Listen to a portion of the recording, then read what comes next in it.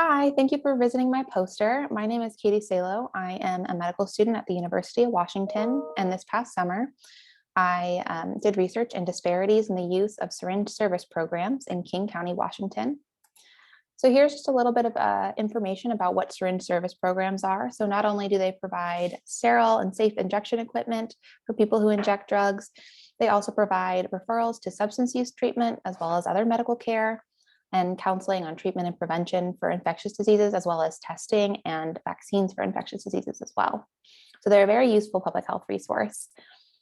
So SSPs, they can help reduce the risk of HIV and Hep C infections. They reduce injection frequency, and they can even help people with drug cessation. And so they're a really effective harm reduction resource for people who inject drugs. However, some recent studies have showed that not everyone in all SSPs is adequately reaching these resources. And specifically, Black communities appear to be underrepresented in places like New York City and Miami. And so the goal of my study is to figure out what populations might be underserved by syringe service programs in King County. So here is our aim. So just as I said, we want to identify disparities among syringe service program users within Seattle community, with the goal of public health efforts being able to target the people that are currently underserved by these programs. So we hypothesize that individuals who identify as Black race will be underrepresented in this King County Syringe Service Program survey, as well as women and gender minorities.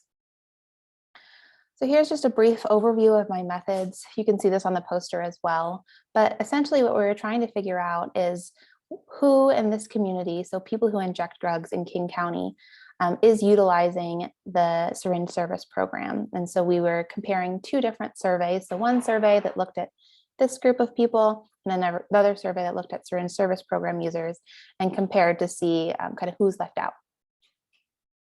This is just a description of the two different types of surveys, for the two different surveys that we're comparing. So the syringe service program survey was conducted at one of the Seattle syringe service programs. And then we compared that to people who inject drugs in the Seattle area. So this is just an overview of the results and what we found. So in the gender category, we found there was no statistically significant difference between men, women, and other gender identities in terms of accessing these resources. However, in the race categories, we found differences among minority communities. So American Indian and Alaska Natives appear to be starkly underrepresented in the syringe service program users, as well as Black and African Americans, Latinx and Hispanic populations, as well as Native Hawaiian and Pacific Islander communities. So in summary, this study provides further evidence that Black people who use drugs are underrepresented in syringe service programs. And we feel that as overdoses and infections extend to all demographics of people who use drugs, syringe service programs in King County and really everywhere should explore efforts to be more inclusive of underrepresented populations. Thank you so much for viewing my poster.